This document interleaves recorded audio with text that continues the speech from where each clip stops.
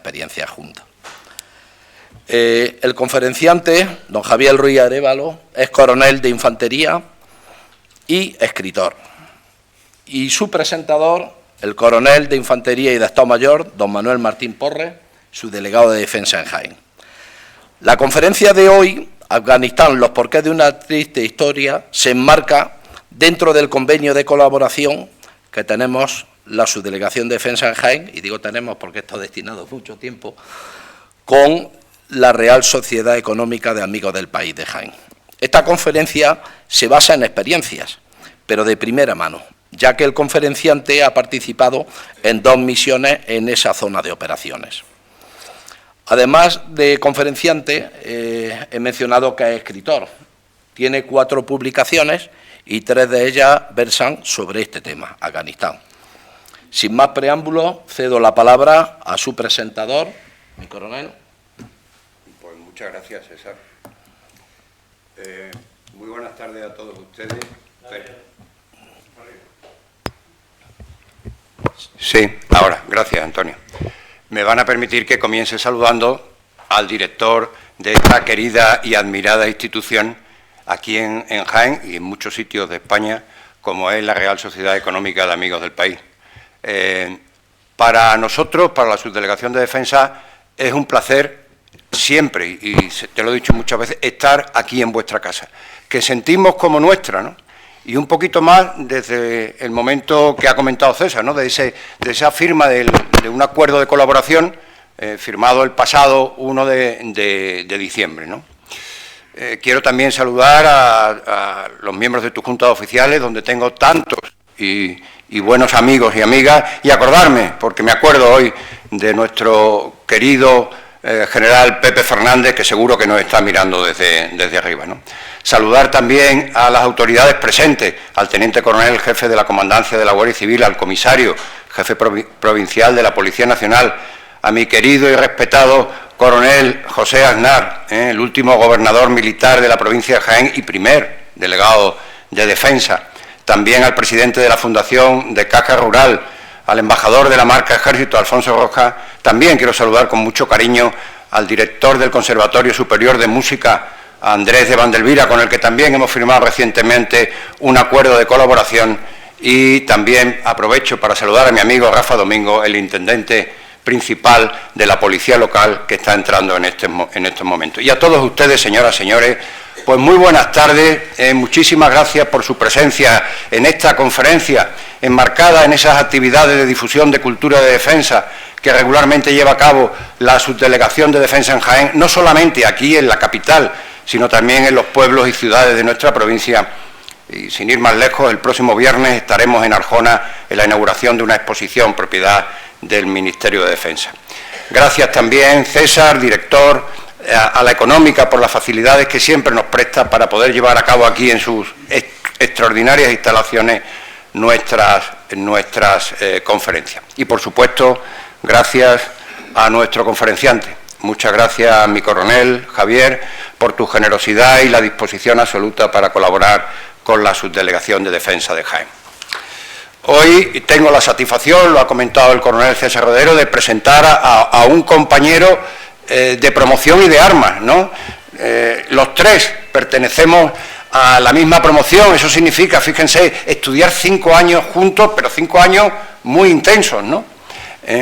Y los 3 pertenecemos al arma de infantería. Con el coronel Ruiz Arévalo he compartido varias etapas profesionales. Al principio la enseñanza de formación, posteriormente la enseñanza militar de perfeccionamiento en las academias militares de Zaragoza y de Toledo. Coincidimos también, Javier, no sé si te acuerdas, en el año 2003 en Kuwait. Él estaba al frente del equipo de apoyo al despliegue de las tropas españolas que entrábamos en la zona de operaciones de Irak. Y ahora, al final de nuestra vida militar, pues tú en Granada y yo en Jaén. Yo he tenido más suerte que tú, eso pienso yo. En fin, estoy encantado de que estés aquí en nuestra ciudad, esta vez no para reuniones con la Universidad de Jaén o de visitas de amigos o familia como has venido otras veces, sino para que compartas con nosotros pues esa doble experiencia tuya profesional y personal en Afganistán. Gracias de nuevo. Y ahora pues les voy a contar lo más destacado de la hoja de servicio de nuestro conferenciante, que tiene aspectos muy curiosos, ¿no? Javier Ruiz Alévalo nace en Lesaca, Navarra, de padres castellanos viejos de la tierra de Medina del Campo, Valladolid. Siguiendo los pasos de su padre notario, estudia la EGB en San Sebastián y el bachillerato en Valencia. Ingresa muy jovencito, yo creo que eres el más joven de la promoción, el quinto. Bueno, ingresa con 17 años en la Academia General Militar de Zaragoza, de la que egresa en el año 1987 como teniente del Arma de Infantería. Desde entonces ha estado destinado por muchos lugares de la geografía española: Almería, Alicante, Pontevedra, Valencia, La Coruña, Orense, para acabar en Granada, donde es la tercera vez que estás destinado. También estuvo destinado durante 3 años en Solviate, Olona. Nunca había oído esa ciudad de Italia, pero allí está un cuartel general de la OTAN. A lo largo de su carrera militar compaginó destinos en unidades de infantería en los empleos de teniente y capitán, con otros en las 2 especialidades que han marcado su devenir profesional, como son la logística militar y la cooperación cívico-militar, especialmente en logística, donde cuenta con casi 20 años de experiencia en los empleos de comandante, teniente coronel y coronel, tanto en unidades operativas como en cuarteles generales nacionales y multinacionales, desarrollando cometidos relacionados con el sostenimiento logístico de las operaciones. Destaca su destino como coronel jefe del Centro de Apoyo Logístico a las Operaciones. Este es un organismo desde el que se llevan a cabo todas las acciones necesarias para el sostenimiento logístico de las operaciones en el exterior donde participa el Ejército de Tierra. Actualmente está destinado en el Mando de Adiestramiento y Doctrina del Ejército de Tierra en Granada, por sus siglas el MADOC. El MADOC es el Centro del Saber y del Conocimiento del Ejército de Tierra. Él está al frente de la Secretaría de Relaciones con las Universidades y es también el coordinador del Centro Mixto Universidad de Granada, Mando de Adiestramiento y Doctrina. Ha desplegado cuatro veces en misiones en el exterior: Bosnia-Herzegovina, Kuwait y 2 veces en Kabul, la capital de Afganistán, en los años 2006 y 2013, desempeñando cometidos en las áreas de logística y cooperación cívico-militar. De su formación académica militar destacan los cursos de logística nacionales OTAN en Israel y en Holanda, los cursos de cooperación cívico-militar aquí en España y cursos OTAN. Domina el idioma inglés, doctor en Derecho por la Universidad de Granada. Es profesor del Máster Oficial en Pensamiento Estratégico y Seguridad Global de la Universidad de Granada, en la que imparte asignaturas tan interesantes como el corazón de Asia, logística estratégica y perspectiva de género en la gestión de conflictos armados. Tuvo también la magnífica experiencia de ejercer durante unos meses como profesor de Historia de España en el Departamento de Español de la Universidad de Kabul en 2006. Desde su primer despliegue en Afganistán, se ha especializado en el estudio de este país y del conflicto que allí se vive desde hace décadas. Es autor, como ha dicho nuestro querido César Rodero, es autor de varios libros y numerosas publicaciones en este campo, al que ha dedicado su tesis doctoral, publicada bajo el título Estado de Derecho y Construcción de la Paz, el caso afgano. En 2023 ha publicado su último libro, Afganas, presentado en la Universidad de Jaén el pasado mes de noviembre, en el que analiza desde una perspectiva histórica y cultural la situación de las mujeres en Afganistán. Es autor también de diversas publicaciones y artículos sobre la logística militar. Pues bien, la conferencia que impartirá hoy nos mostrará la historia de Afganistán como Estado, haciendo hincapié en todas esas dinámicas políticas que le han ido dando forma. También analizará en detalle las causas del fracaso de ese proceso de modernización, iniciado en 2001 con la ayuda de Occidente, con la ayuda de España, pero que tristemente finalizó con el regreso de los talibanes en el verano del 2011 y que trajo la vuelta de enormes carencias en derechos humanos y en necesidades básicas para una vida digna. Privaciones estas que sufren particularmente las niñas y las mujeres afganas.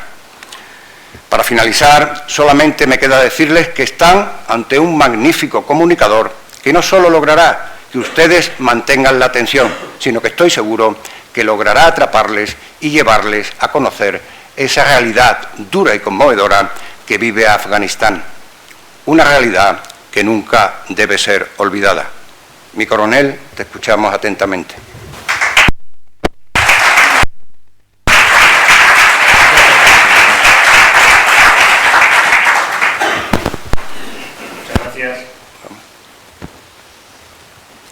Empezar, bueno, agradeciendo a la Real Sociedad Económica de Amigos del País que me haya invitado a participar en este acto, por dos motivos. Primero, porque la verdad es que últimamente, por motivos de trabajo, vengo con frecuencia a Jaén y la verdad es que siempre que vengo a Jaén vengo encantado. Es una ciudad a la que le estoy cogiendo un cariño especial, con lo cual cualquier excusa es buena para venir. Y la segunda, porque reconozco que me gusta mucho hablar de Afganistán y como ya es un país, un conflicto que cada vez va teniendo menos relevancia, pues cada vez es más difícil encontrar a alguien que quiera escuchar. Por lo cual, tener a tanta gente delante de mí dispuesta a escucharme, pues me produce una gran satisfacción. Muchas gracias, Manolo. En fin, es evidente que somos amigos y ha quedado claramente manifestado con la presentación que ha hecho de mi persona. Yo de mi currículum sí me gusta decir que solo hay 3 datos que son relevantes. Es que soy militar, soy jurista y no me gusta el fútbol. Y los 3 son aspectos que tienen algo que ver o mucho que ver con lo que quiero compartir con ustedes esta tarde.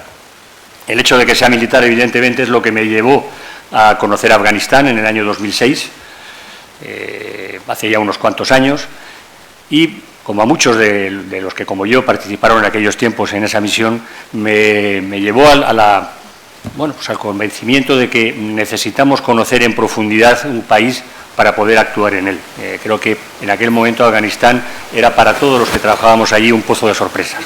No entendíamos mucho de lo que pasaba allí, no entendíamos muchas veces la manera de pensar de los afganos y eso pues hacía muy difícil que fuéramos capaces de actuar pues de la manera más eficiente posible. Eso pues de alguna manera me llevó, insisto, como militar, a profundizar en el conflicto afgano, en sus raíces y en la manera de pensar de los propios afganos.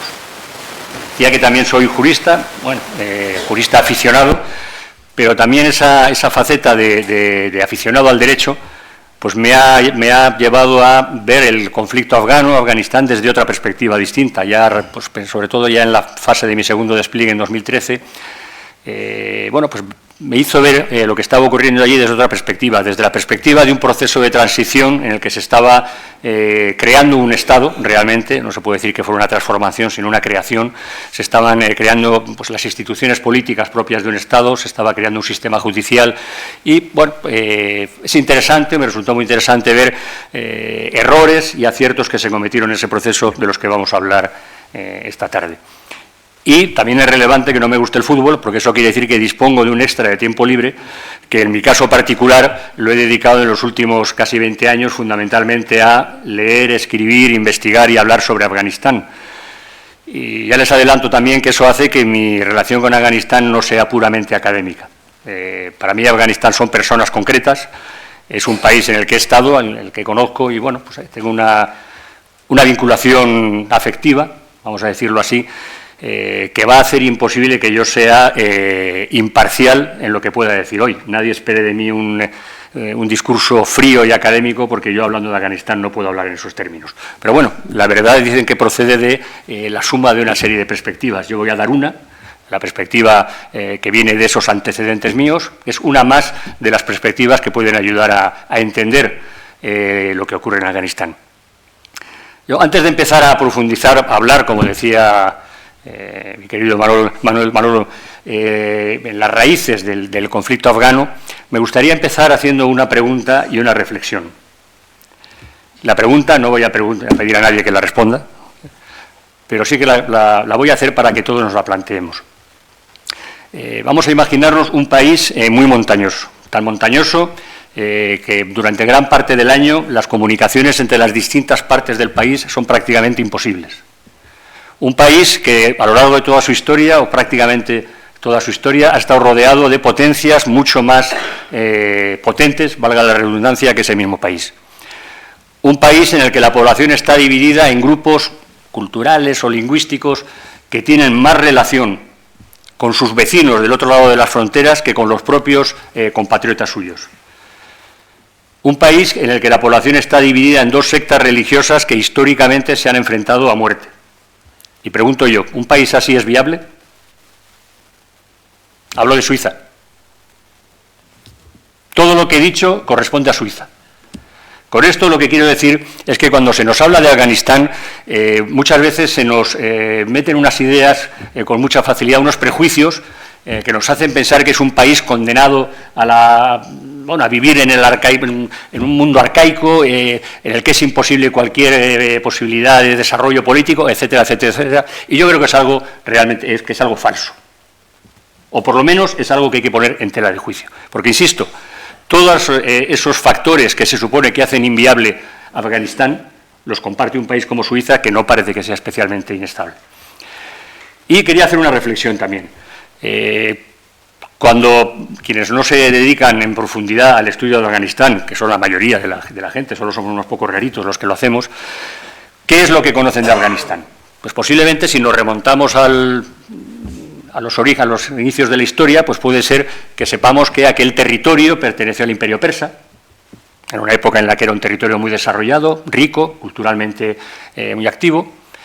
Posiblemente haya mucha gente que sepa que Alejandro Magno conquistó gran parte de lo que es hoy Afganistán. De hecho, las principales ciudades de Afganistán, muchas de ellas son alejandrías, como Herat, por ejemplo, o Kandahar. Posiblemente, creo que habrá pocos que no sepan que los árabes islamizaron Afganistán con mucha dificultad, pero lo islamizaron hace ya unos cuantos siglos. Luego hay como un vacío en el que parece que Afganistán desaparece, vuelve a aparecer en esa pugna entre el Imperio Británico y el Imperio Ruso que llamamos el Gran Juego, cuando los dos intentaban dominar Asia Central, incluido Afganistán, para proteger sus propias fronteras. Ahí vuelve a aparecer Afganistán. Hay 3 guerras con los británicos, las guerras afganas, eso posiblemente le suena a mucha gente. También nos suena las consecuencias que tuvo para Afganistán la Guerra Fría, como finalmente, después de un golpe de Estado comunista, del inicio de una guerra civil, los soviéticos invadieron Afganistán y protagonizaron una guerra civil que duró bastantes años y que acabó en la derrota de los soviéticos. Creo que todo el mundo sabe lo que ocurrió después de los atentados del 11S, como el hecho de que Osama Bin Laden y Al-Qaeda en general, la cúpula, estuviera acogida en Afganistán y protegida por el régimen talibán, provocó la intervención de Estados Unidos para derrocar ese régimen e intentar impulsar el nacimiento de otro. Eso es lo que en general sabemos de Afganistán. Y a mí me llama la atención que en todos estos acontecimientos que he mencionado, Afganistán siempre, hablamos, se supone, de la historia de Afganistán, pero Afganistán no es el protagonista, es como un actor de reparto. Hablamos de lo que hacía ya Alejandro Magno, de lo que hacían los rusos y los británicos, de los soviéticos, de Estados Unidos y la guerra global contra el terrorismo. ¿Y los afganos? ¿Dónde están? No se habla de ellos. Parece que abordamos la historia de Afganistán como si los afganos no tuvieran nada que decir ni hicieran nada. No es así, evidentemente. Pues esos son los planteamientos iniciales que yo creo que es bueno tener antes de empezar a hablar un poquito de Afganistán. Afganistán no es un país tan raro como nos lo quieren pintar, los afganos no son tan raros como nos los quieren pintar, y los afganos tienen algo que decir, han hecho algo a lo largo de la historia, y es bueno saberlo, porque en última instancia lo que está ocurriendo estos últimos 40 años de guerra civil, que se dice pronto, tienen algo que ver con lo que ha ocurrido a lo largo de la historia de Afganistán. El Afganistán como Estado es de los pocos países que tienen una fecha clara de nacimiento, 1747, porque ese año una serie de líderes tribales se reunieron en las proximidades de Kandahar y decidieron que uno de entre ellos iba a ser su rey, y designaron un rey. Es de los pocos países de la zona cuyo nacimiento no se debe a decisiones de potencias coloniales, sino que nace de la propia decisión de los afganos. Y un dato que yo creo que es relevante, los monarcas afganos fueron sucediéndose prácticamente sin solución de continuidad desde 1747 hasta 1973. Yo creo que eso algo nos dice sobre la continuidad del régimen que allí se establece. Y otra cosa que también es interesante tener en cuenta es que las fronteras de Afganistán de aquel entonces son muy parecidas a las actuales, con lo cual el territorio que se crea en aquel momento pues no es muy distinto del actual. Lo digo porque hay una corriente dominante o una idea que se oye muchas veces que dice que Afganistán nunca ha sido un Estado, que ha sido siempre una confederación de tribus en las que había un rey que realmente no era el rey, porque no tenía un poder efectivo sobre el resto del territorio y que realmente no era un Estado soberano. Bueno, sobre esto se pueden decir dos cosas. Primero, que es muy discutible, y segundo, que quienes crean esta idea lo hacen de una manera interesada.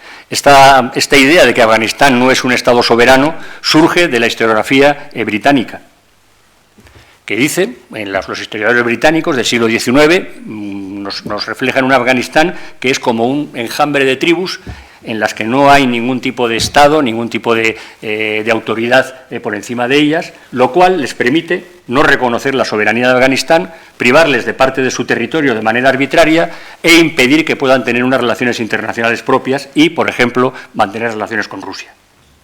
No es casualidad que sean los británicos los que, de una manera más clara, defiendan que Afganistán nunca ha sido un Estado soberano, interés propio. Hay que decir que a mediados del siglo XIX, de manera completamente arbitraria, el Imperio Británico desplaza la frontera, quedándose con una gran porción de territorio afgano, simplemente porque de esa manera protegía mejor su territorio, llevando la frontera a las alturas. De esta manera partió a los pastunes por la mitad y privó a Afganistán de una parte de territorio que siempre había pertenecido a Afganistán. La excusa es que no era un Estado, eran un conjunto de tribus que no tenían ninguna soberanía. Afganistán no ha reconocido nunca esa frontera, la frontera entre Afganistán y Pakistán no está reconocida por Afganistán porque es arbitraria y parte por la mitad los pastunes, que son el corazón, por así decirlo, del Estado afgano. Bueno, evidentemente no se puede decir que Afganistán nace de golpe como Estado en 1747, no. Estos jefes tribales designan a Ahmed Shah como su primer rey, pero las cosas no cambian mucho. El Afganistán está dominado durante esos tiempos por una parte las tribus, que son las que gestionan todo lo común, por así decirlo. Los regadíos, la justicia, la defensa. Si el rey necesita defenderse de un enemigo exterior, son las tribus las que movilizan milicias, etcétera, y los clérigos. Los clérigos, que son los responsables de la educación y de la justicia. La justicia la imparten las tribus, pero los clérigos son los que de alguna manera le dan un marchamo de formalidad o de acomodación a la Sharia, a la ley islámica. Bien, pues la historia de Afganistán, desde 1747 hasta, vamos a decir, 1973, es una pugna, un conflicto continuo entre los reyes afganos, empeñados en crear un verdadero Estado, en modernizar Afganistán, en modernizar culturalmente, socialmente, económicamente, y las tribus y los clérigos que intentan mantener sus prerrogativas e intentan evitar cualquier tipo de reforma, vamos a decir, progresista. Insisto, durante las primeras décadas esto no ocurre. Afganistán sigue siendo un conjunto de tribus con un rey que es un mero poder nominal. Pero ya, allá por 1830, ya aparece un rey, Dost Mohammed, que ya empieza a crear estructuras de Estado. Ya intenta crear un derecho que sea uniforme, que tenga origen en el propio Estado y que rija en todo el territorio. Intenta también crear una administración e intenta dar los primeros pasos en la creación de un ejército a disposición del rey. Lo inicia. Realmente quien lo consigue es Abdurrahman, conocido como el emir de hierro. Vamos a pensar que en un país como Afganistán, que a un emir, a un rey, le llamen el emir de hierro, ya nos da una idea del tipo de gobierno que ejercía. Un gobierno brutal, pero muy efectivo y en manos de una persona que tenía una visión de Estado muy clara. Él quería crear un Estado y lo creó. En 20 años que reinó, cobró impuestos por primera vez en Afganistán a todos los poseedores de tierras. Con el dinero que recaudó de esta manera, movilizó un ejército a disposición suya, del rey. Creó una casta de funcionarios que empezaron a llevar la administración del Estado allá donde las tribus gestionaban todos los asuntos públicos y se hizo nombrar emir. Estoy hablando como indistintamente como de rey y emir y hay una diferencia importante. El rey es lo que todos conocemos, un poder temporal. El emir es el líder de los creyentes. Abdurrahman se hizo nombrar emir, con lo cual consiguió dos cosas. Primero, con eso tenía atribuciones para privar a los clérigos de su monopolio sobre la administración de justicia y sobre la educación. Y ya pudo empezar a crear tribunales más parecidos a lo que nosotros podemos entender como un tribunal y pudo empezar a crear instituciones de educación que no se dedicaron exclusivamente a la enseñanza de la Sharia. Se me ha ido el santo al cielo, pero retomo enseguida. Bueno, Abdurrahman, digo, tenía una visión de Estado clara, creó también con esos impuestos un ejército profesional. Por primera vez en Afganistán, el rey ya no depende de las tribus para movilizar un ejército, sino que tiene un ejército que depende de él. Y como es el emir, cualquiera que se oponga a él está oponiéndose a Alá, con lo cual cualquier acción militar que ejerciera era la yihad, era guerra santa.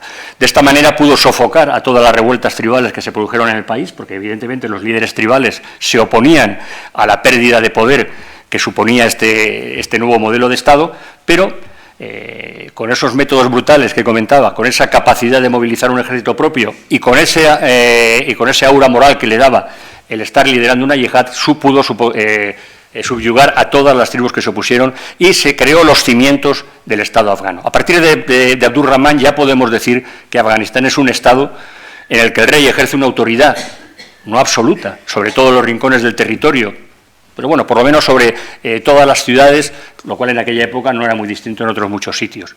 Empieza a tener un cierto monopolio sobre la justicia, empieza a tener cierta capacidad para modular la educación y una cosa importante, crea un código legal único para todo el país. ¿Y este código legal cuál es?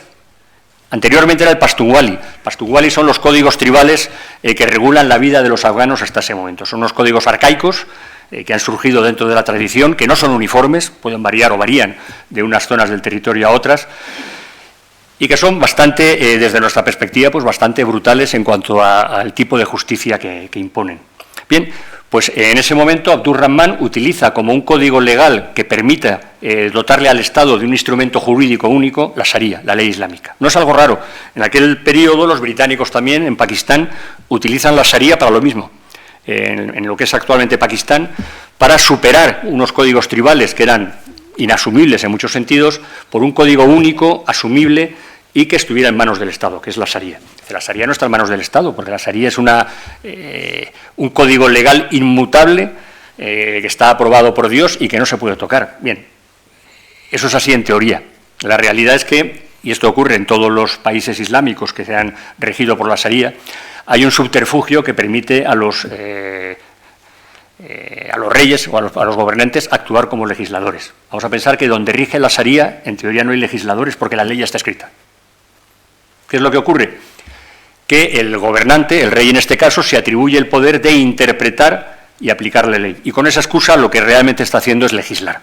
Tenemos la Sharia, que teóricamente es inmutable, de hecho lo es, y luego interpretaciones que realmente son códigos legales completos y que son los que se aprueban desde el Estado. Con lo cual, a partir de Abdurrahman ya tenemos, teóricamente es la Sharia, pero tenemos un código legal único que se aplica en todo el país y que tiene origen en el propio Estado. Esta es la segunda fase en el desarrollo de Afganistán como Estado. La tercera empieza ya en el siglo XX, fundamentalmente con el rey Amanullah. El rey Amanullah es un hombre pues que sigue un poco los pasos de Ataturk, quiere modernizar Afganistán, quiere modernizarlo socialmente, culturalmente, le preocupa mucho la situación de las mujeres, le preocupa que las mujeres tengan acceso a la educación, al trabajo, etcétera, y actúa de una manera muy decidida en ese campo. Aprueba una constitución muy avanzada para su tiempo, pero sus reformas son tan progresivas, por así decirlo, que le cuestan el trono. Al final, las tribus, los clérigos, logran galvanizar una revuelta que destrona a Amanullah y al poco tiempo vuelve su hijo a reinar. Pero ya sus hijos han aprendido la lección, con lo cual prosiguen en la senda de fortalecer al Estado y modernizar el país, pero de una manera mucho más suave, por así decirlo, mucho más equilibrada. Y ahí hay un personaje que yo creo que es clave en la historia de Afganistán, que es el rey Zahir. El rey Zahir, a lo mejor a algunos les suena porque en el 2001, después de los atentados del 11S, cuando se inicia el proceso de transición en Afganistán, el rey Zahir, que todavía vivía en el exilio, volvió a Afganistán y de hecho murió allí al cabo de unos pocos años. Bueno, el rey Zahir reinó en Afganistán durante 40 años, de 1933 a 1943. Y tuvo una habilidad que yo creo que no había tenido antes ningún rey afgano, ni ha tenido después ningún gobernante de Afganistán. Y es la de la habilidad de imponer los cambios sin crear fricciones, o sin crear más fricciones de las necesarias. El rey Zahir se aprovechó de una circunstancia que le favorecía. El rey de alguna manera es el líder de los líderes tribales, con lo cual tiene una legitimidad moral que le permite, de alguna manera, forzarles a aceptar cambios que de otra manera posiblemente no aceptarían. Y luego, por otra parte, como jefe del Estado, tiene la legitimidad material que le da la Constitución. Bueno, pues el rey Zahir supo jugar muy hábilmente estas dos cartas para ir introduciendo cambios, siempre forzando, pero sin llegar a romper nunca la tolerancia, por así decirlo, de las fuerzas más conservadoras del país, los clérigos y las tribus. Insisto que la historia de Afganistán durante todo este tiempo es siempre ese pulso entre los reyes intentando modernizar el país, los reyes y el Estado que van creando a su alrededor, y los clérigos y las tribus intentando frenar esos avances, intentando recuperar el poder que el Estado les va quitando. Desde Dos Mohamed este proceso tiene altibajos, pero podemos decir que es progresivo. Los reyes van cada vez consiguiendo estados más fuertes, estados que tienen más poder en el ámbito judicial, en el ámbito de la educación, etcétera, etcétera. Hasta 1964, que inaugura lo que en Afganistán se conoce como la década dorada, o también la década democrática. Entre 1964 y 1973, Afganistán vive un periodo de esplendor en todos los sentidos.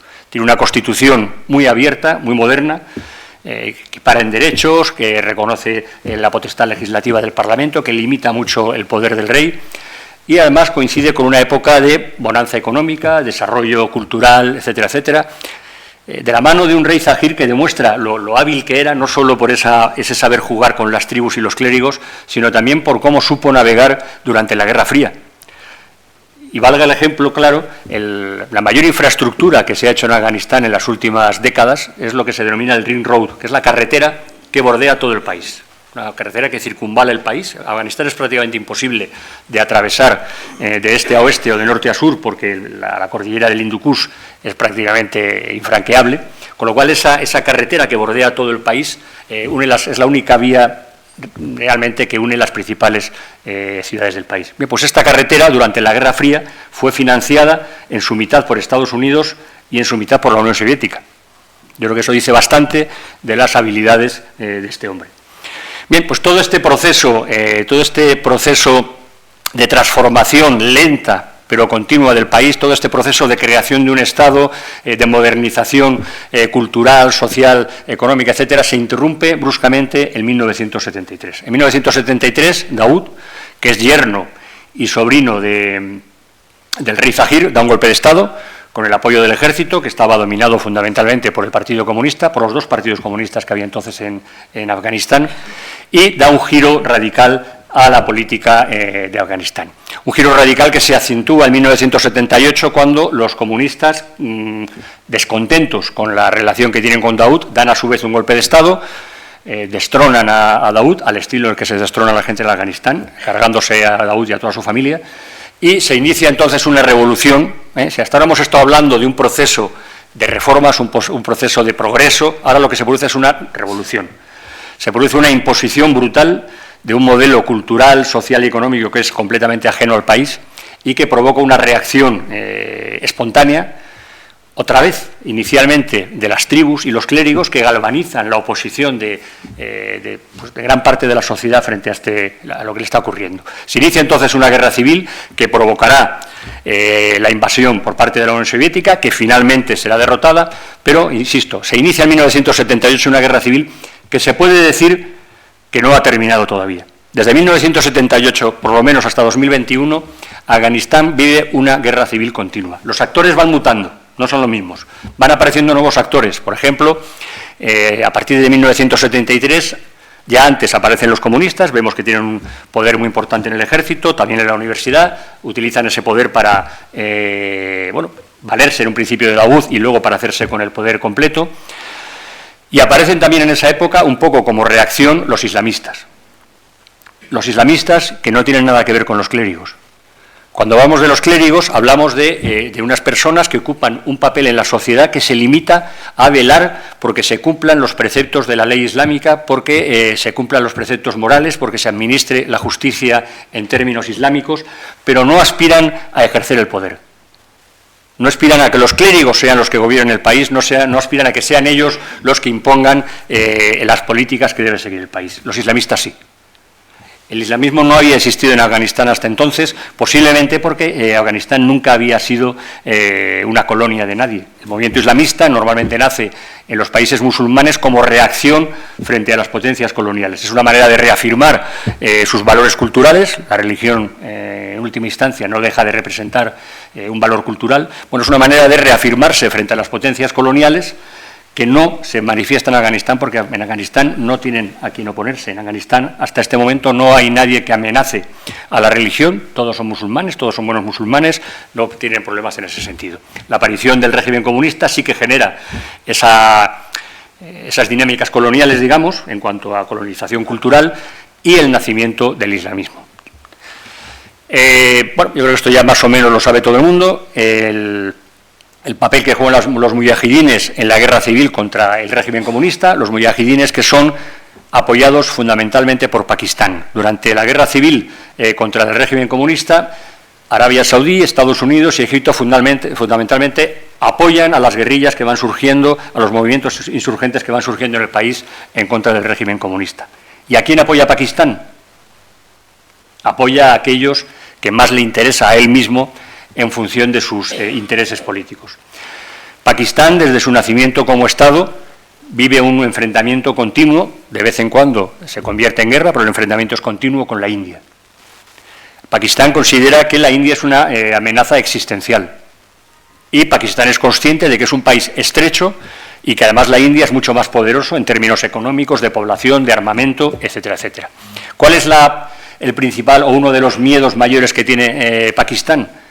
Que en Afganistán haya un gobierno, un régimen aliado de la India, lo cual supondría estar rodeado y perder profundidad estratégica. Con lo cual, Pakistán, en esta guerra civil contra los soviéticos, lo que hace es apoyar a quien considera que son menos probablemente o son menos proclives a aliarse con la India, que son los islamistas más radicales.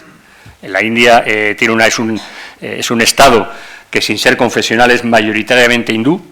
De hecho, Pakistán nace como el país de los musulmanes del Imperio Británico, mientras que la India nace como el país de los hindúes del Imperio Británico. Bueno, pues Pakistán considera que si apoya a los nacionalistas afganos hay más posibilidades de que acabe habiendo un régimen en Kabul aliado de la India. De hecho, el rey Zahir, su corte, por así decirlo, siempre había estado muy vinculada con la India, como lo ha estado tradicionalmente Afganistán. Con lo cual, lo que hace Pakistán por interés propio es apoyar a los grupos insurgentes más radicalmente islamistas, con las consecuencias que todos conocemos.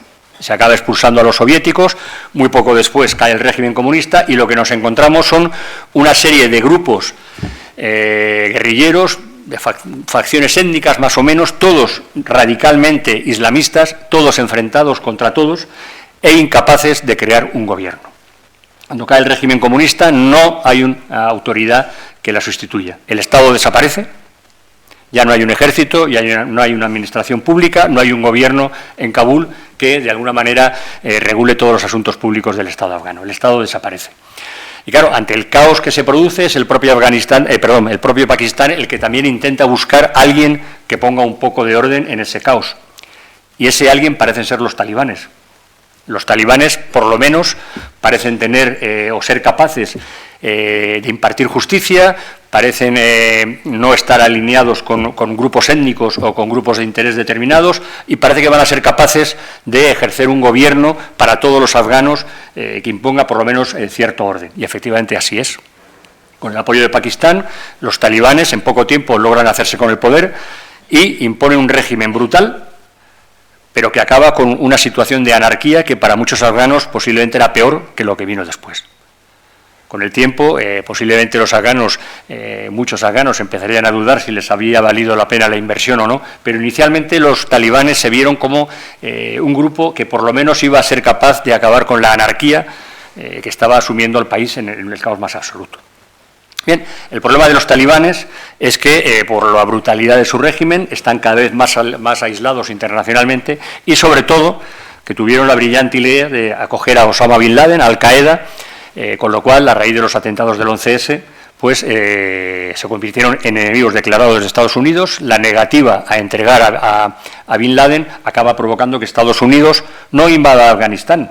Estados Unidos nunca invadió Afganistán, es una frase que se oye con mucha frecuencia. Estados Unidos lo que hace es financiar a los pocos grupos que todavía estaban, grupos armados que todavía luchaban contra los talibanes, financiar y armar algunas milicias que se habían desmovilizado, pero todavía estaban por ahí y estaban dispuestas a reavivarse si alguien les ayudaba, apoyarlos con inteligencia, apoyarlos con apoyo aéreo, valga la redundancia, y fueron los propios afganos los que derrocaron fundamentalmente al régimen talibán. Y empieza el periodo, que más nos debería interesar analizar para responder a la pregunta que yo creo que nos hacemos todos cuando pensamos en Afganistán, que es por qué acabó tan mal ese proceso que se inició en el año 2001. Bueno, yo lo primero que me preguntaría es cómo denominamos a lo que se inició en el año 2001, porque a mí me disgusta cuando oigo hablar a ese periodo como intervención internacional. Digo, bueno, intervención internacional, habrá algo más, ¿no?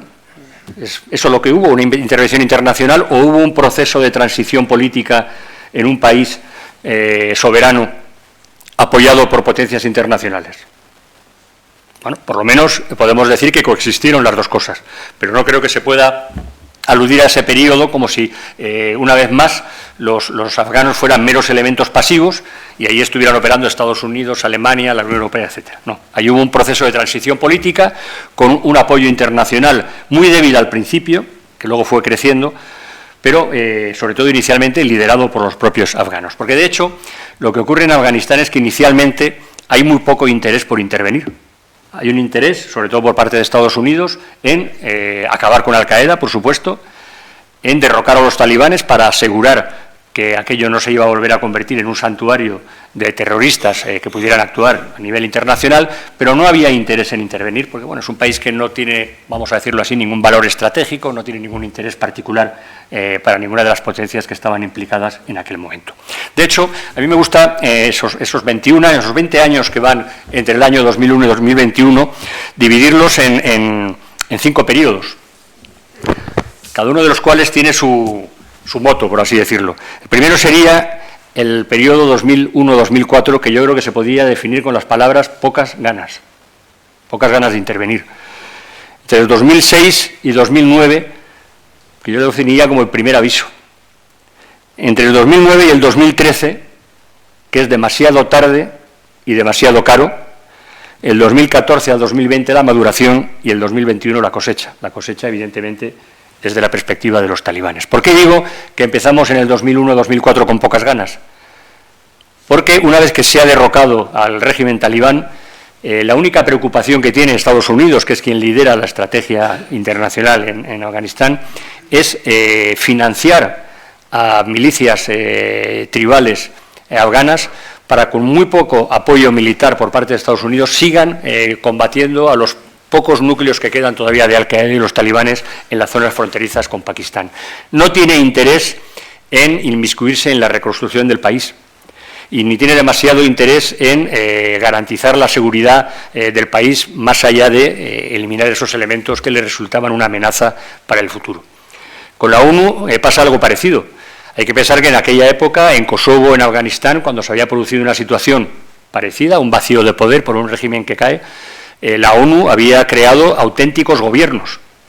La autoridad provisional de la coalición en Irak, por ejemplo, era un auténtico gobierno, cuya función era ejercer del gobierno de Irak e ir transfiriendo las responsabilidades progresivamente a las autoridades que se fueran creando en Irak. Pues en Afganistán no se hizo nada así. En Afganistán se dijo que sean los propios afganos los que dirijan el proceso, nosotros les vamos a apoyar, pero con muy poca presencia militar internacional y con muy pocos fondos de ayuda al desarrollo, vamos a dejarles que sean ellos los que vayan gestionando sus necesidades. Claro, esto era algo absolutamente irrealizable porque, como decía antes, en Afganistán no es que hubiera un Estado más o menos ineficiente, no había Estado desde hacía bastantes años, con lo cual era absolutamente imposible pretender que donde no había Estado este surgiera de la nada. En el año 2002 se decide reinstaurar la Constitución de 1964, en 2004 se aprueba una Constitución, pero realmente no hay una administración que pueda ejercer como tal en el país, no hay un gobierno que pueda tener unos tentáculos que lleve su poder a todos los rincones del país. Lo cual lo que hace es que durante los primeros años, y aquí ya entramos en el periodo ese 2006-2009, lo que los afganos van viendo es que todas las esperanzas que habían puesto en el proceso que se había iniciado en el 2001 se iban desvaneciendo. Porque el derrocamiento de los talibanes y lo que sucedió a continuación, en general puede decirse que se recibió en Afganistán con mucha ilusión. Bueno, se veía que llegaba la ayuda internacional, que había un compromiso internacional, que se estaban volviendo, muchos líderes afganos que habían huido al exilio volvían para asumir responsabilidades de gobierno, se vio con ilusión. Pero poco a poco se fue viendo, que aquello no avanzaba. Los fondos que llegaban no eran suficientes, además la administración no tenía capacidad de invertirlos adecuadamente. Yo recuerdo el año 2006, con el Ministerio de Transportes, pues allá por el mes de noviembre, había sido incapaz de gastar el 75% del presupuesto que se le había asignado. Claro, iba llegando ayuda internacional a una administración que no tenía capacidad para gestionarla. Eso, evidentemente, en Kabul. Vamos a imaginarnos, conforme nos fuimos alejando de Kabul, pues esto era todavía peor. Con lo cual los afganos fueron viendo que aquello no funcionaba, que no había una administración, que donde faltaba el Estado, las tribus iban volviendo a retomar posiciones, y lo que es peor, fueron renaciendo los talibanes.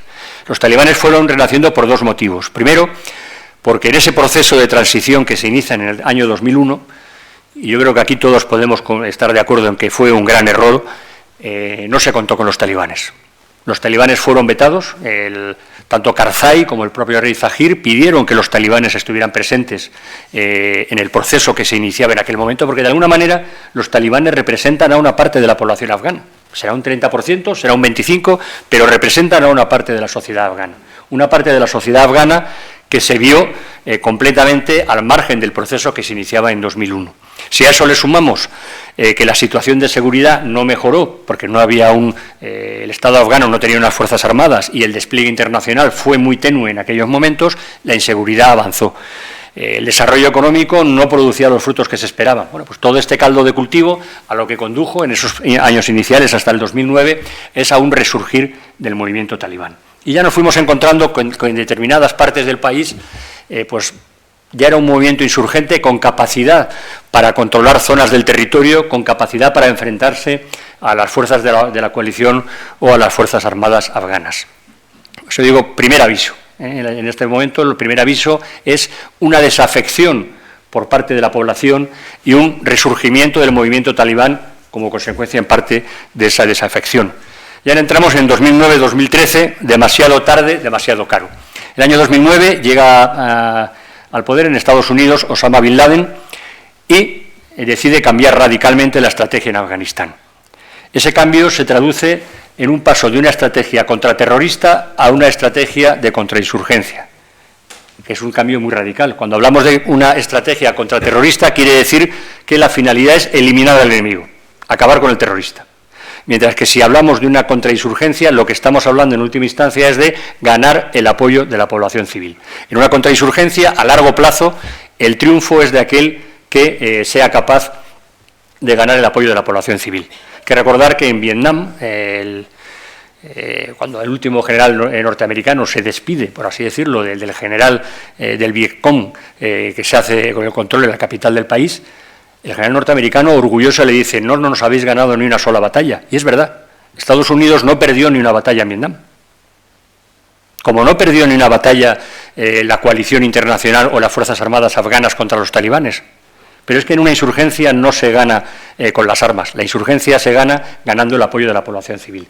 Y eso es lo que se empezó a ser consciente, que el deterioro de la seguridad, la corrupción, la falta de presencia de la administración en grandes partes del país, lo que estaba creando es una desafección que era la principal fuente de alimentación, por así decirlo, de la insurgencia de los talibanes. Y eso es lo que al final fue minando al Estado afgano y provocó su derrota. Insisto, sin una sola derrota militar.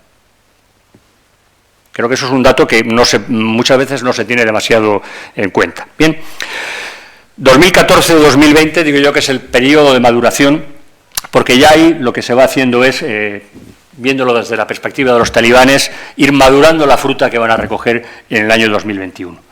En el año 2014 se decide transferir al gobierno afgano la responsabilidad en la seguridad y se le van transfiriendo todas las responsabilidades en todos los ámbitos de la administración, no reconociendo una realidad que en aquel momento todos los que estábamos allí éramos conscientes, y es que durante muchos años se había trabajado, o la comunidad internacional, no hablo solo desde el punto de vista militar, también las organizaciones de ayuda al desarrollo, todo tipo de organismos internacionales que habían actuado en Afganistán, todos nos habíamos centrado en hacer cosas y no en crear capacidades.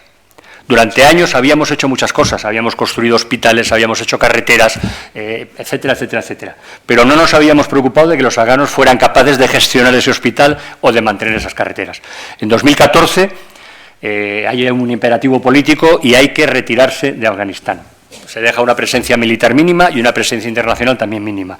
Y, se quiera reconocer o no, se abandona el país, en ese sentido, cuando el país todavía no tiene capacidad de gestionar todo aquello que se ha dejado en sus manos. Y esto lo que va produciendo es un deterioro paulatino y suave, que conducirá a esa caída brusca que veremos en el año 2021. Porque, ¿qué pasa durante estos años?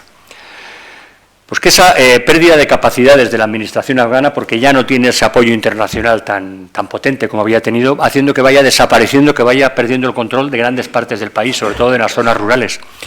Y los talibanes se van expandiendo. Se van expandiendo no mediante el uso de las armas, sino haciendo lo que yo llamo la amenaza que no vimos, extendiendo una gobernanza paralela. Porque ahora hemos descubierto, en aquel momento no era claro, que los talibanes fueron capaces de ejercer su influencia incluso en zonas que militarmente y políticamente estaban bajo control del gobierno de Afganistán. ¿Qué es lo que hacían? Pues mediante la extorsión, mediante amenazas o mediante la búsqueda de alianzas, llegaban a controlar partes del territorio en las que la administración cobraba su sueldo, recibía su presupuesto de Kabul, pero obedecía órdenes de los gobernadores en la sombra talibanes. De tal manera que, sin control territorial y sin necesidad de utilizar las armas, los talibanes fueron extendiendo su control por todo el país. De tal manera que en el 2021 lo que realmente había ocurrido es que todo el territorio prácticamente estaba en manos de los talibanes y solo las capitales provinciales eran islas bajo control gubernamental, que cuando ya se produjo la orden de ataque, por así decirlo, fueron cayendo una por una sin mayor problema. Todo esto es fácil decirlo ahora. Hay que tener en cuenta que durante estos últimos años, del 2014 al 20, se perdió mucha visibilidad de lo que estaba pasando en Afganistán.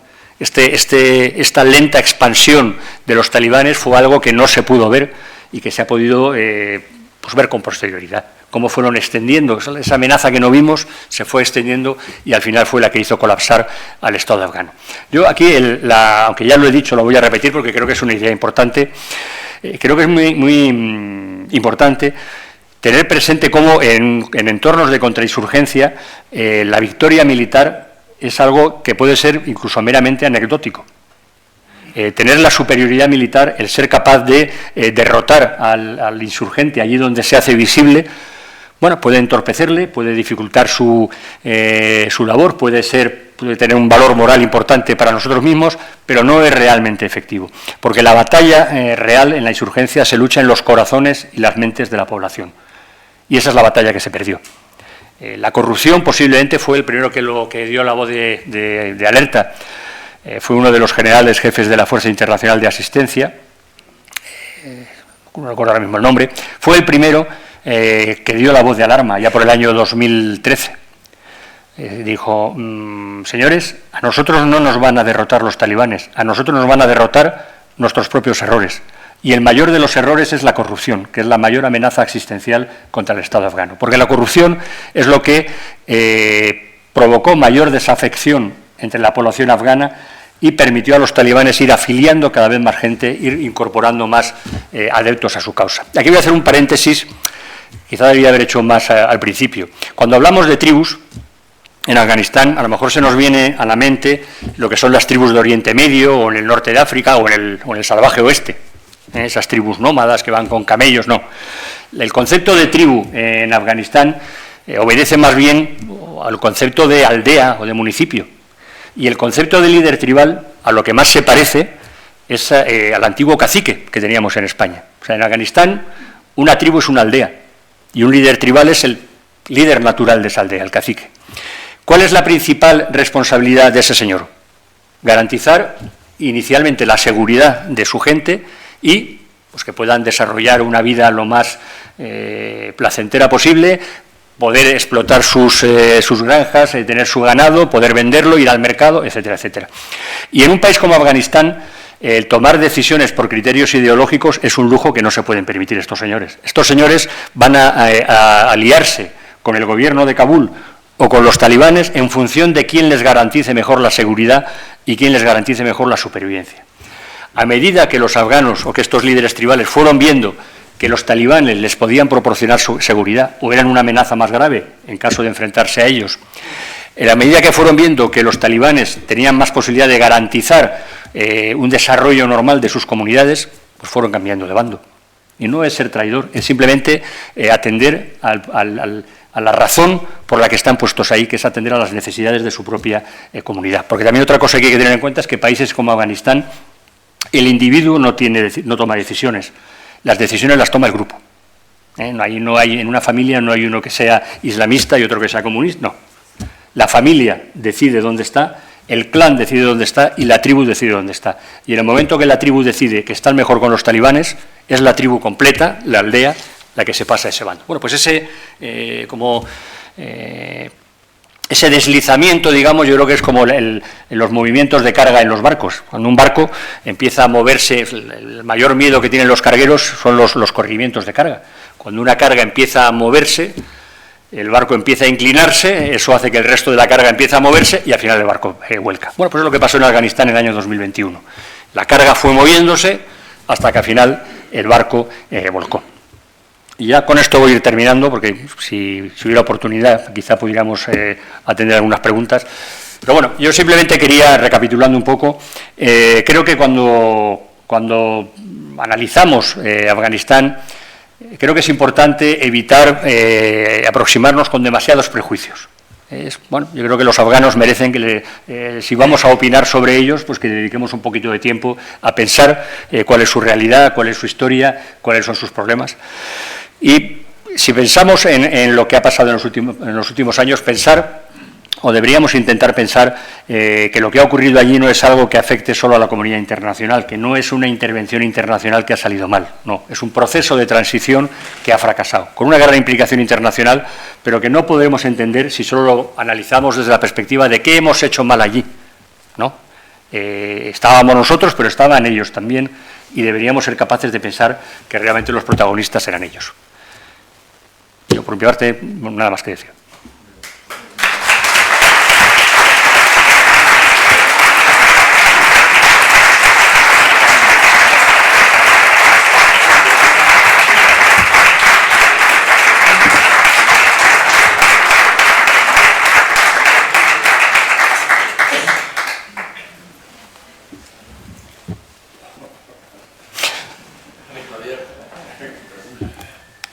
César, si haces tú la pregunta, parece que está preparada. Bueno, no. ¿Qué futuro ves tú en Afganistán? ¿Qué futuro? ¿Cómo va a evolucionar la sociedad? ¿Cómo va a evolucionar ese incipiente de gobierno que hay? El futuro de la mujer. Bueno, yo, unos meses antes de la caída del régimen de Kabul, yo predije que nunca caería. Así que no me atrevo a hacer predicciones de futuro. Lo que sí tengo que decir que soy más optimista hoy que hace un año. Vamos a ver, cuando cae el régimen de Kabul y llegan a poder los talibanes, las perspectivas eran negras. Bueno, hubo unos meses iniciales en los que se pensaba que a lo mejor los talibanes habían evolucionado, eso duró muy poco. Ya rápidamente nos dimos cuenta todos que los talibanes eran talibanes y volvían a actuar como habían actuado siempre. Inicialmente parecía, bueno, cuando llegan los talibanes al poder, se corta en seco la ayuda internacional, que suponía algo así como el 75% del presupuesto del Estado. Se corta la ayuda humanitaria incluso, porque bueno, no se quiere apoyar a no se quiere apoyar al régimen talibán. No se quiere canalizar la ayuda sin ser capaz de asegurar que no va a financiar de alguna manera a los talibanes. Y la idea, y llegan al poder unos señores con muy poca experiencia de gobierno o ninguna. Y por la experiencia pasada con muy poca preocupación por el gobierno, porque los talibanes en su primer periodo de gobierno bueno, pues eran un poco de la idea de que Alá proveerá. ¿Para qué voy a preocuparme yo de la sanidad si ya Alá proveerá? Y si no, las organizaciones internacionales. Entonces nos encontramos que los cuadros medios de la administración huyen del país, porque los que huyen del país son la gente formada, con lo cual la administración queda decapitada. Llegan ahí unos señores con experiencia nula, se corta el grifo de la ayuda internacional, ni siquiera llega la ayuda humanitaria, y decimos, ¿qué va a pasar ahora? Bueno, pues contra todo pronóstico, la ayuda internacional sigue sin llegar, la ayuda humanitaria sí que está llegando, pues las diferentes organizaciones han encontrado la manera de canalizar la ayuda para intentar asegurar que llega a los necesitados y no termina financiando al régimen talibán, aunque cuando se financia, vamos, es una manera indirecta de financiar, pero bueno, por lo menos evitamos una hambruna que hubiera sido tremenda. Pero contra todo pronóstico, digo, las cosas están funcionando en el ámbito económico razonablemente bien. Bueno, hablaba antes de la corrupción. Los talibanes hay que reconocer que, no vamos a decir que sean cero corrupción, pero el nivel de corrupción que tienen no tiene nada que ver con el que había en el régimen anterior, con lo cual, pues ingresos que antes no llegaban a las arcas del Estado, de la explotación de minas, de las fronteras, etcétera, etcétera, pues ahora llegan al Estado, o eso que podemos llamar Estado. Con lo cual, la disminución de ingresos no ha sido tan drástica como se podía haber imaginado. El país no está en guerra. Con lo cual también pues hay un alivio ahí en el presupuesto del Estado. Hay unos pequeños conatos de insurgencia armada en el norte del país, pero es algo meramente testimonial.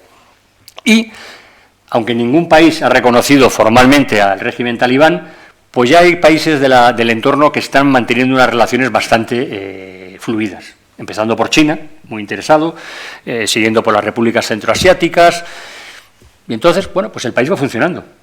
Económicamente no se ha producido la catástrofe humanitaria que todo el mundo esperaba que se produjera hace un año y pico. No se ha producido, el país sigue siendo un país pobre, siguen viviendo en el umbral de la pobreza, pero no se ha producido la catástrofe humanitaria.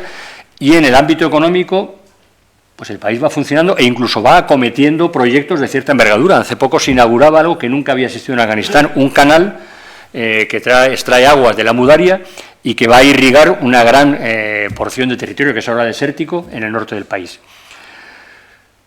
El régimen es brutal, eso lo sabemos todos, y los afganos estarán sufriendo lo más grande, pero el país está funcionando.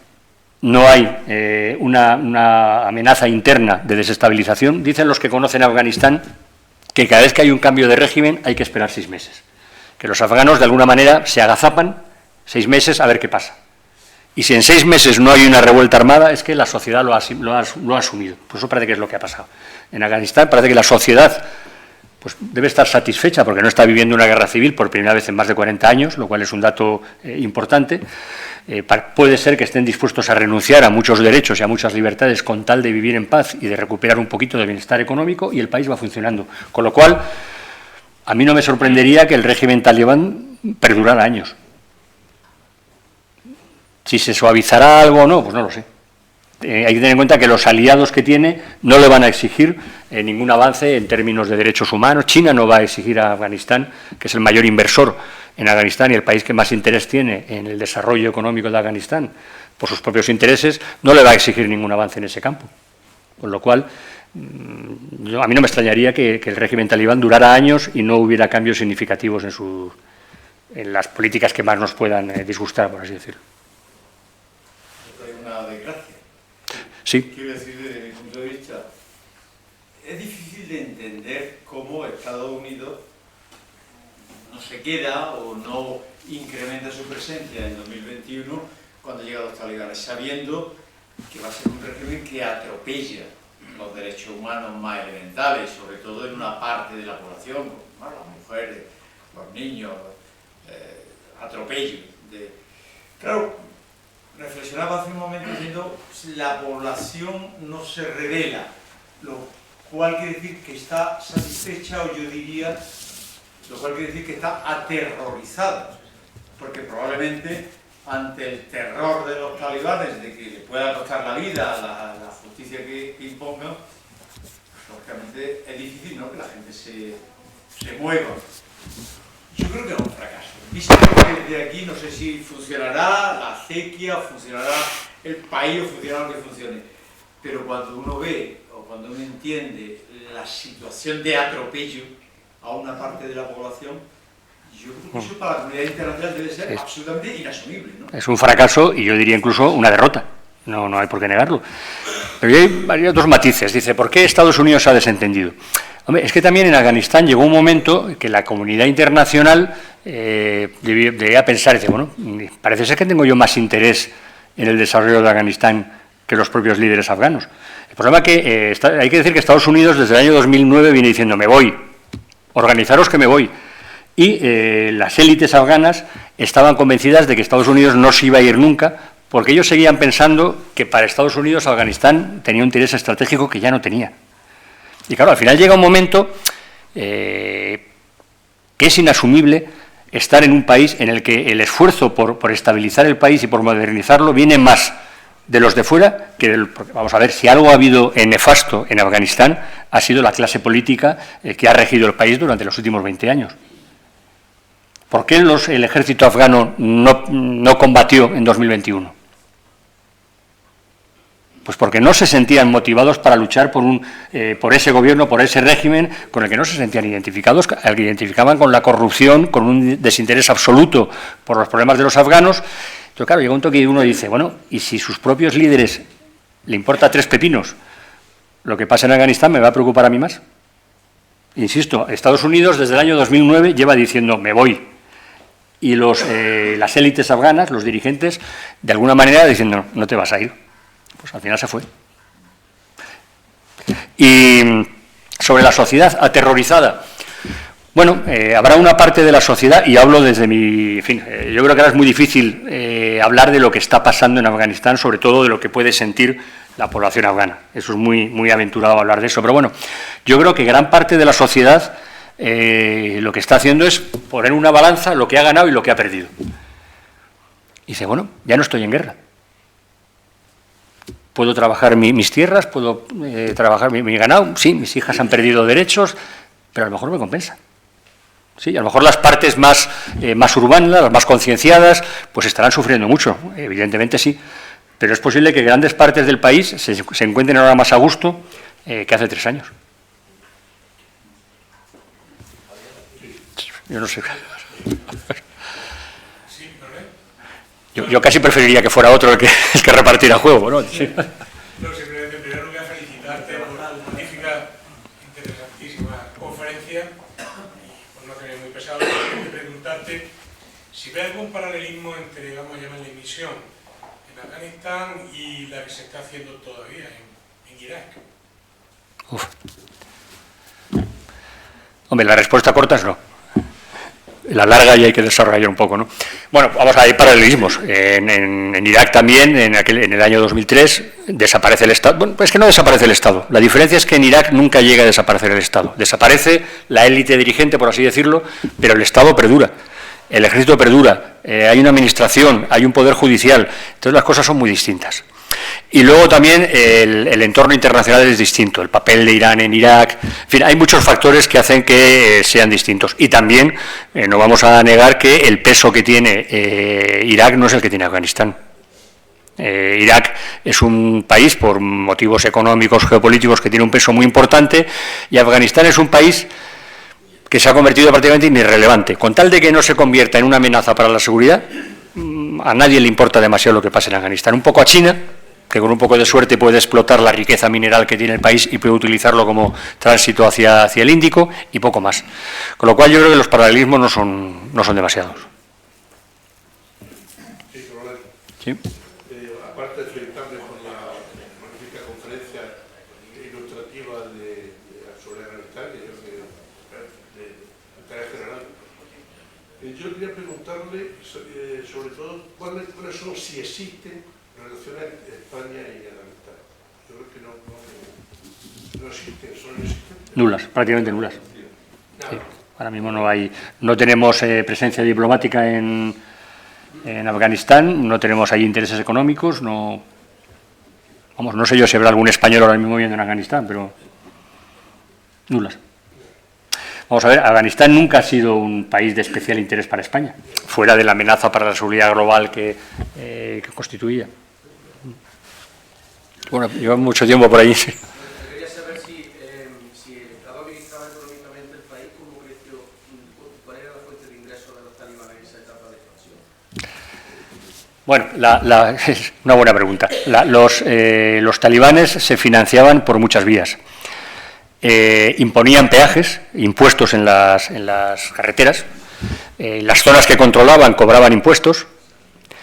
En otras partes, como decía antes, era la administración la que financiaba los servicios públicos, aunque los servicios públicos se prestaran en zonas bajo control o bajo influencia talibán. También cobraban del tráfico de drogas. Tenemos la principal potencia, con el potencial económico de Afganistán, es el cultivo del opio, de la amapola. Y muchas veces también, indirectamente, nosotros financiábamos a los talibán, porque los contratistas civiles que hacían transportes por Afganistán pagaban seguridad, y esa seguridad en muchos casos era realmente sobornos a los talibanes para que no atacaran los convoyes. Muchas vías de financiación: extorsión, impuestos, sobre todo impuestos fronterizos en las zonas que controlaban, donaciones voluntarias, financiación exterior.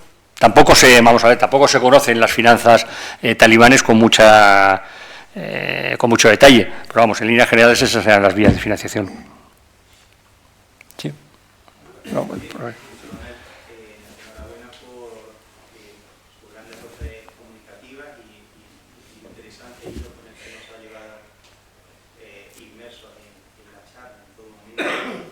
Y yo quiero compartir pues mi sensación como ciudadano de a pie ante este tema, que durante pues 20 años, una visión de 20 años, nosotros en los medios de comunicación pues lo hemos recibido como una misión internacional occidental con un sustrato filantrópico muy justificable. La idea era llevar un soplo de orden, de organización, de libertad para el país, y eso justificaba en todo momento pues el centenar de compatriotas españoles que han dejado su vida, soldados españoles que han dejado la vida en y el jarro de agua fría que para mí supuso cuando, después de llegar Biden al poder, que hubiera avisado, decide de forma precipitada que la misión internacional deja su cometido y abandona el país. Y por empezar por ejemplo, pues no tardaron apenas, no sé si aguantaron, no sé si llegaron a aguantar 2 semanas, el envite ya de los talibanes que se lo comieron. Entonces, realmente yo comparto mi reflexión como ciudadano. Eso sembró en mí, aparte de esa excepción, es decir, bueno, pues si llevamos 2 décadas, llevan los medios de comunicación, nuestros responsables gubernamentales, de todos los signos políticos, vendiéndonos esto de una forma, y ahora resulta que Estados Unidos es el gran valedor internacional, y da la sensación que todos los demás países, tanto en la organización de la OTAN como en otro tipo de alianzas internacionales, hacemos un cierto seguidismo que a veces es difícil de justificar cuando realmente uno lleva 2 décadas vendiendo en su país que esto se hace por esto, y ahora de repente se deja de hacer porque ha cambiado el presidente. Para que no quiera decidir. Entonces, yo como ciudadano lo viví con mucha decepción y me causó un cierto escepticismo en las misiones de cooperación internacional que muchas veces nos hemos implicado, y a la Unión Europea o a la Organización del Tratado del Atlántico Norte. A mí me siento como un jarro de agua fría. Bueno, yo, aunque no me gusta el fútbol, voy a utilizar un símil futbolístico. Lo que yo creo que no se debe hacer es, después de perder un partido, decir, pues mejor no lo hubiera jugado. Yo creo que estuvimos donde teníamos que estar. Intentamos hacer, y ya no digo solo España en general, intentamos hacer lo que creíamos que debía hacerse y salió mal. Bueno, hay que aprender la lección, no siempre se gana, pero insisto, yo no creo que la lección que debamos extraer de lo que ha ocurrido es que era mejor no haber estado allí. No digo que... Lo que sí, y luego, evidentemente, Estados Unidos es la locomotora que tira de todos los demás, y es quien marca las estrategias en conflictos como el afgano. O sea, la intervención internacional en Afganistán, las estrategias que se van siguiendo las va marcando Estados Unidos, hablando más o menos con sus aliados, en fin, eso ya es otro tema, pero las marca Estados Unidos. Y cuando Estados Unidos decide cambiar de una estrategia contraterrorista a otra de contrainsurgencia, todos vamos en esa línea, porque no hay capacidad de ir en otra. Y si Estados Unidos, eso lo teníamos todos clarísimos, si Estados Unidos se va de Afganistán, nadie se puede quedar, porque nadie tiene capacidad de sostener un contingente durante mucho tiempo en un país como Afganistán sin el músculo logístico, el músculo militar, de inteligencia que supone Estados Unidos. Con lo cual, el seguidismo es necesario, es ineludible. Luego, yo tampoco, en fin, se puede ser muy crítico sobre cómo se hizo el repliegue de Afganistán, evidentemente. Pero muchas veces es más difícil decir o proponer otra manera de hacerlo que criticar el modo en el que se hizo. Porque, por ejemplo, se ha criticado mucho la rapidez con la que se hizo. Pero los problemas de seguridad que hubiera provocado avisar de cuándo te vas a ir, pues es posible que hubieran sido peores, no lo sé. Y sobre todo, yo insisto, se puede criticar cómo se hizo la retirada, y de hecho hay muchos aspectos que son criticables. Pero yo con lo que me quedo es que Estados Unidos llevaba ya muchos años diciendo que se iba a ir, y diciendo a las autoridades afganas, hazte cargo de tu país que yo me voy. Y las autoridades afganas no tenían voluntad política de cambiar una situación que a ellos les era muy favorable. El dinero llegaba de Estados Unidos, ellos gestionaban, ellos mantenían, ellos hacían, y ellos se llenaban los bolsillos y mandaban a Emiratos Árabes enormes cantidades de dinero. Esa era la realidad de Afganistán, con lo cual ni los afganos ya creían en su propio régimen, ni la comunidad internacional o Estados Unidos sentían la interés en apoyar a un régimen de esas características.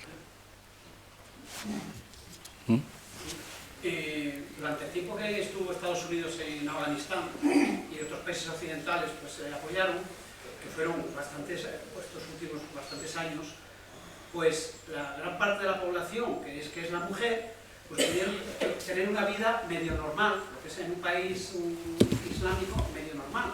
Había hasta jueces, hasta mujeres jueces, médicos, profesionales, que por cierto, cuando ya Estados Unidos abandonó el país, todas estas mujeres profesionales huyeron del país. Y usted ahora estaba comentando que, bueno, últimamente, en estos últimos años, pues en Afganistán, la población pues que lleva una vida más o menos, hay negocios, hay trabajo, pero claro, en Occidente lo que sigue siendo un escándalo es que la mayor parte de la población, que son mujeres, están anuladas, o sea, han vuelto las chiquillas a juntarlas o casarlas o como se llame con hombres mayores, el gobierno talibán les prohíbe estudiar, es decir, más de la población de Afganistán, que son mujeres, es que están anuladas. Y aunque en los países islámicos ya sabemos que la mujer en qué condiciones vive, pero lo de Afganistán es que son, como usted ha comentado, son yihadistas, entonces es que la mujer, que son, si Afganistán tiene, no sé si son 20 millones de habitantes, pues aproximadamente, ¿no? Nada más, cerca de 40. Cerca de 40, pues pero, de 40 millones, según más de 20 o 25 son mujeres y están anuladas. Y eso sigue siendo un escándalo para la conciencia de los occidentales, pero todos nos callamos, todos los gobiernos se callan y no pasa nada. Sí, yo me alegro que haga ese comentario porque a lo mejor la manera en que hablo yo de este tema ha podido dar la sensación de que trivializo el sufrimiento que padecen las mujeres en Afganistán en este momento, en absoluto. A lo mejor lo he hecho de una manera que da la sensación que considero que es algo poco importante. No, lo que he querido decir es que es posible que en determinadas partes de la sociedad afgana se considere un mal menor. Yo desde luego no lo considero un mal menor, que efectivamente la mitad de la población, o más de la mitad de la población, porque un país como Afganistán que lleva 40 años de guerra civil, hay que pensar que las mujeres son bastante más del 50% de la población por la enorme mortandad de hombres que ha habido durante... Bueno, eso es lo de menos. Sí, es cierto, y parece que hemos decidido no preocuparnos o hacer la vista gorda, por así decirlo, despreocuparnos de Afganistán y que lo que pase allí dentro sea una cuestión que ataña simplemente a ellos. Vamos a ver, las organizaciones internacionales están supeditando tanto la ayuda al desarrollo como la ayuda humanitaria en gran parte a, entre otras cosas, que se reconozcan los derechos de las mujeres, de las minorías étnicas, etcétera. O sea, y poco más se puede hacer, hay que ser realista, porque no creo que a nadie se le pase por la cabeza ahora mismo que vaya a haber una intervención internacional en Afganistán o algo por el estilo, no la va a haber. Lo más que se puede hacer es presionar con la ayuda al desarrollo, pero es que resulta que los talibanes están demostrando ser capaces de prescindir de esa ayuda, de gestionar el país más o menos bien prescindiendo de esa ayuda y están encontrando otras vías de financiación, como por ejemplo en China. Con lo cual, pues, optimismo poco. ¿Sí? Dos preguntas muy rápidas. La primera, si no creo que se ocurre en Afganistán, lo que pasa en muchos otros sitios, tampoco puede ser moderno, es que el pueblo afgano está aceptando el Talibán de un derecho. ¿Perdón? Si es que el pueblo afgano lo que está ocurriendo es que está aceptando el Talibán y dime tonto, y por eso no se revela. No sé cómo revela. Esa es la primera pregunta. La segunda, con mucho más rápido.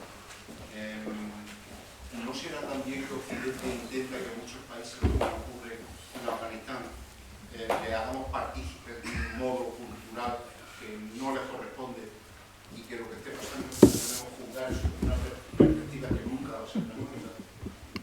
Voy a empezar con la segunda porque es algo que de las cosas que me he saltado y que es muy importante. Es una cosa que se suele decir muy a menudo, que lo que se ha intentado hacer en Afganistán a partir del 2001 es imponer algo completamente ajeno a su cultura. Yo no creo que sea así. De hecho, lo que se hizo en el 2001 es retomar un proceso que había durado 100 años en Afganistán, que se interrumpió bruscamente y que prosiguió después.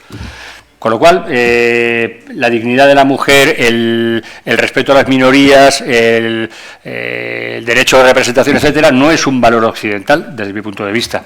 Es algo al que los afganos tienen también derecho y, por lo que sabemos de los resultados electorales, de encuestas y demás, la mayoría de los afganos lo aceptaban. Con lo cual, yo niego, o me cuesta trabajo decir que se les intentó imponer algo ajeno a su voluntad o a su tradición. Y en segundo lugar, lo de la aceptación, sí, lo decía antes, es verdad que posiblemente en la mente de muchas familias, de muchos clanes, etcétera, digan, bueno, me están limitando mis derechos, etcétera, etcétera, pero puedo vivir, puedo sobrevivir, puedo llevar adelante mis negocios, mi vida, con lo cual, para mí, lo que sacrifico me resulta rentable. Pues es posible que en la mente de muchos afganos actualmente esa sea la situación. Yo creo que si no hay un levantamiento popular o algo parecido, más que por el terror que puedan imponer los talibanes, es por ese cálculo que pueden hacer muchos afganos de que prefieren vivir en paz, aunque sea en estas condiciones, a volver a reabrir una guerra civil que vete a saber cuánto va a durar y vete a saber a qué va a conducir. Bueno, el colofón de la conferencia han sido las preguntas, muy numerosas, que podíamos estar aquí prácticamente otra media hora. Sí es verdad que tiene otra publicación muy interesante sobre uno de los temas que han preguntado ustedes, que es sobre la mujer en Afganistán. Ya ha presentado un libro en la universidad y ha dado una conferencia en la Universidad de Córdoba muy interesante, a la que yo asistí. Así es que puede ser otro tema para el año que viene, pues poder hablar de este tema y así nos da tiempo pues de ir preparando nuevas preguntas. Muchas gracias a todos por su asistencia y bueno, parece que las expectativas de interés se han cumplido. Gracias a todos.